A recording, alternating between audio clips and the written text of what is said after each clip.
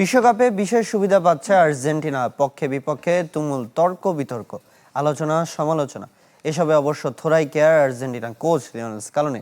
সমালোচনাকে বরং অনুপ্রেরণা হিসেবে নিচ্ছেন আলবিসেলেস্তে বস। চারিদিকে এত সমালোচনা, মাঠে যেমন বাইরেও আলোচিত সমালোচিত আর্জেন্টিনা। কিন্তু আর কত চুপ থাকা যায়? স্কালোনিও তাই পারলেন না।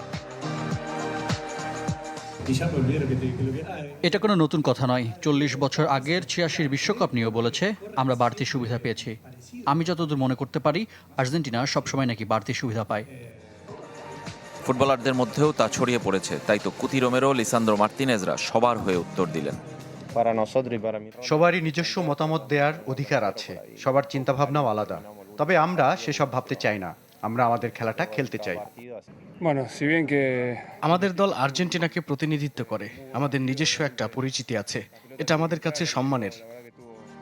পক্ষ বিপক্ষের বিশ্বকাপে আর্জেন্টিনার বিরুদ্ধে যত প্রতিবাদ, সবই ভালো খেলার শক্তি আলবিসেলেস্তেদের। অনেক মানুষই আছে যারা চায় না আর্জেন্টিনা ম্যাচ জিতুক, আবার আরেক পক্ষ আছে যারা চায় না অন্য দলগুলো জিতুক। আমরা এসব সমালোচনার সাথে অভ্যস্ত, এগুলো আমাদের ভালো খেলার শক্তি। ভিএআর এর ব্যবহার আর তার সিদ্ধান্তকে স্বাগত জানিয়েছেন আর্জেন্টাইন কোচ। মিশর ম্যাচে যে ফাউল থেকে বিতর্কের শুরু, জোরালোভাবে তার পক্ষেই বলেছেন স্কালোনি। আজকাল ভিএআর এর যুগে বাড়তি সুবিধা পাওয়া কঠিন। তাছাড়া বিশ্বকাপ শুরুর আগে বিষয়টি আমাদের কাছে একদম পরিষ্কার করে দেওয়া হয়েছিল এবং তা অক্ষরে অক্ষরে পালন করা হচ্ছে। লিসান্দ্রোর পায়ে পা লেগেছিল, নিশ্চিতভাবেই তা ফাউল ছিল, এর অন্য কোনো ব্যাখ্যা হতে পারে না।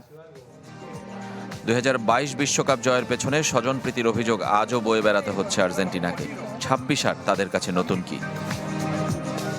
রেজওয়ানুজ্জামান, চ্যানেল 24, ক্যানসাস, যুক্তরাষ্ট্র।